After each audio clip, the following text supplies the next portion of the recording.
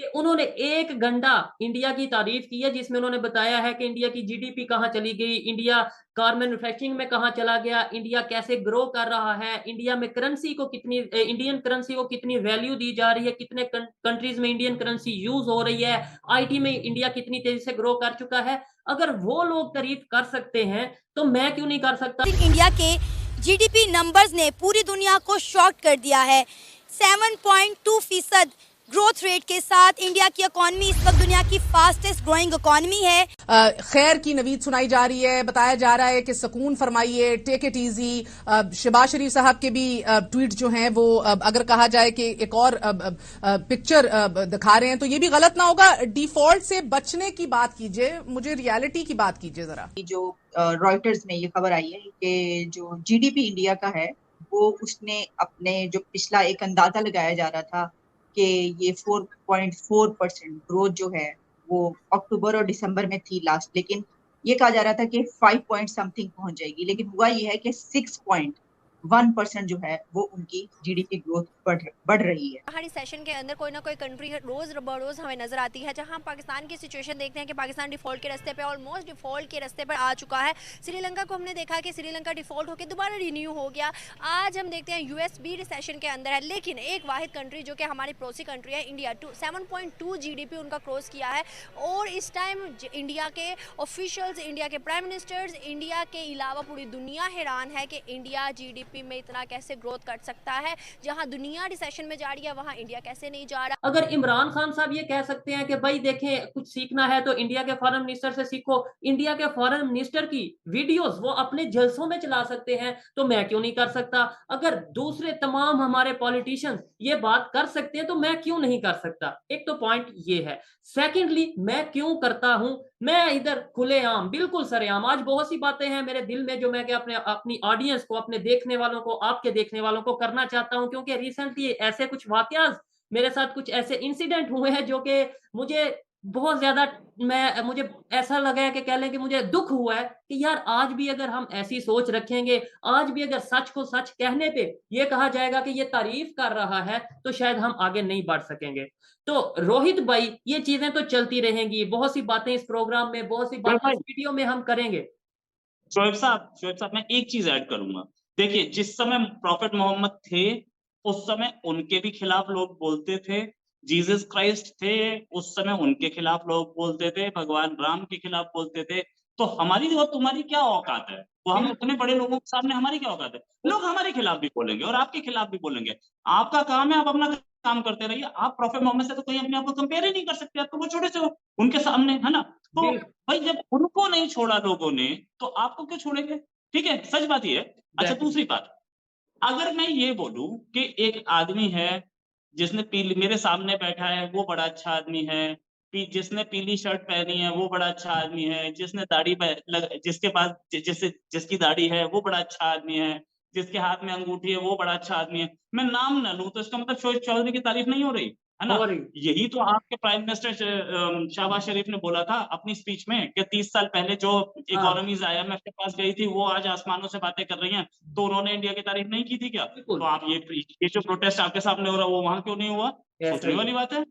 वो उन्होंने भी इशारों में बोला था, लेकिन बोला किस कंट्री को था? नाम बता दो उस कंट्री का। आप इशारों की बात कर रहे हैं, डायरेक्टली बोला गया और बहुत दफा बोला गया है। खैर ये चीजें और भी बहुत सी चीजें हैं जो इस वीडियो में हम बात करेंगे, लेकिन सबसे पहले मुझे ये बताएं कि एक रिपोर्ट आई है जिसके मुताबिक इंडिया की जीडीपी की अगर बात करें बहुत तेजी से ग्रो होती नजर आ रही है। क्या आप ये मुझे बताएं इसके पीछे वजह क्या है? क्या पॉलिटिकल स्टेबिलिटी इसके पीछे वजह है, या पीएम मोदी, इंडिया के पीएम मोदी का विजन इसके पीछे वजह है, या फिर इंडिया ऑलरेडी अब इस ट्रैक पे आ चुका है कि कोई भी लीडर आए, कोई भी प्राइम मिनिस्टर आए, ये अब आगे ही बढ़ेगा, पीछे को नहीं आएगा? नहीं नहीं, ऐसा नहीं है। एक बार इमरान खान को इंडिया का प्राइम मिनिस्टर बना के देखो, देखो कहाँ जाता है इंडिया। ये भी सही है कि there is something known as कि एक आदमी गड़बड़ करने वाला बिठा तो वो कर सकता है। मनमोहन सिंह एक बहुत अच्छे प्राइम मिनिस्टर थे, बहुत अच्छे फाइनेंस मिनिस्टर थे। उन्होंने एक रास्ता दिया, और क्योंकि वो फंसे हुए थे पॉलिटिक्स में, इतनी सारी कोalition गवर्नमेंट्स में थी, और तो उनके डिसीजन लेने के मैकेनिज्म बड़ा खराब था। Prime minister Modi full fledged majority में आए हैं, डिसीजन लेने में उन्हें मिनट लगते हैं, घंटे नहीं। तो प्राइम मिनिस्टर मोदी के टाइम पे जो डबल इंजन की सरकार बोलते हैं, वो डबल इंजन नहीं है, वो कई इंजन लगे हुए हैं, और वो कई इंजन के साथ इस स्पीड पे काम कर रहे हैं प्राइम मिनिस्टर मोदी खुद और अमित शाह खुद। इनके जो करीबी लोग हैं, इनके जो दोस्त हैं, इनसे पूछो ना, इनके स्टाफ वालों से पूछो ना, 4 घंटे के सोते ही है दोनों के दोनों, और काम में लगे रहते हैं इतना। और इनके टाइम पे मैं बता सकता हूँ कितनी सारी 80 करोड़ लोगों को फ्री में राशन दिया जा रहा है। ऐसा ही है। इतनी पॉपुलेशन सिर्फ 2 कंट्रीज की है, एक इंडिया खुद और एक चाइना। चाइना, और चाइना भी 80 करोड़ लोगों को फ्री में राशन नहीं दे रहा है। ठीक है। 140 करोड़ लोग, वर्ल्ड की लार्जेस्ट पॉपुलेशन को फ्री में वैक्सीनेशन देना सिर्फ इंडिया कर सकता था, और कोई नहीं कर सकता था। ये प्राइम मिनिस्टर मोदी की खूबी। ठीक है। सिंपल। रोहित भाई मुझे ये बताएं, उस टाइम पे ठीक है, नो डाउट के कोई प्राइम मिनिस्टर हो, कोई लीडर हो, अपनी कंट्री के लिए सिंसियर है, अपने लोगों के लिए सिंसियर है, काम कर रहा है, और बहुत से ऐसे दूसरे कंट्रीज भी होंगे जहां पे प्राइम मिनिस्टर या उनके लीडर या हेड ऑफ स्टेट अपनी कंट्री के लिए, अपने लोगों के लिए सिंसियर होंगे। लेकिन उस टाइम पे इंडिया की जीडीपी बढ़ना, उस टाइम पे इंडिया की इकोनॉमी ग्रो करना, जिस टाइम पे अमेरिका, जिस टाइम पे दुनिया की बड़ी बड़ी इकोनॉमी नीचे जा रही है, यस, इसे ये बोलते सवाल हैं है। कि आप इकोनॉमी को मैनेज कैसे कर रहे हैं, यहीं पे बात आती है। चाइना भी एक बड़ी इकोनॉमी है। अच्छा, ये बोला जाता है कि क्योंकि इंडिया एक राइजिंग इकोनॉमी है, इसलिए इंडिया की इकोनॉमी राइज कर रही है, बाकी सारी इकोनॉमीज कहीं स्टैग्नेशन पे हैं। ऐसा नहीं है, चाइना भी एक राइजिंग इकोनॉमी है। चाइना अपने आप को नंबर 1 इकोनॉमी बनाने की कोशिश कर रहा है, तो वो क्यों नहीं उस स्पीड पे भाग रहा। इसे बोलते हैं कैसे आप इकोनॉमी को रास्ता देते हैं, और इकोनॉमी को रास्ता जो दिया जा रहा है वो इंडिया की तरफ से। We are opening up make for India.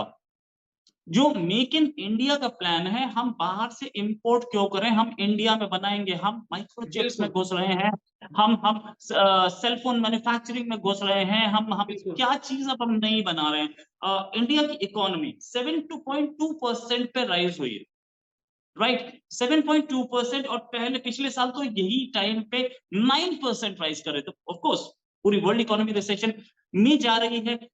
Germany तो नेगेटिव ग्रोथ रेट में ही चला गया, और ब्रिटेन की भी सूरत हाल बहुत अच्छा बहुत नहीं बहुत है। ऐसी, अमेरिका की बात मैं करें, कहता हूँ चाइना की इवन बात करें, चाइना सबकी की हालत भी खराब हम बात करें, रोहित भाई चाइना की भी बात करें, वो भी हमारे है। सामने है कि जो सुपर पावर बनने की दौड़ में है, खुद को ये कहता है कि हम नंबर 1 इकोनॉमी बनने जा रहे हैं। उनकी भी आप सिचुएशन देख लें तो मैं तो एक दफा हैरान होता हूँ कि शायद ये कोई जादू है, ये इंडिया वाले क्या कर रहे हैं, कौन से ट्रैक पे चल पड़े हैं। खुशी होती है, अच्छी बात है, लेकिन हैरत भी बहुत होती है।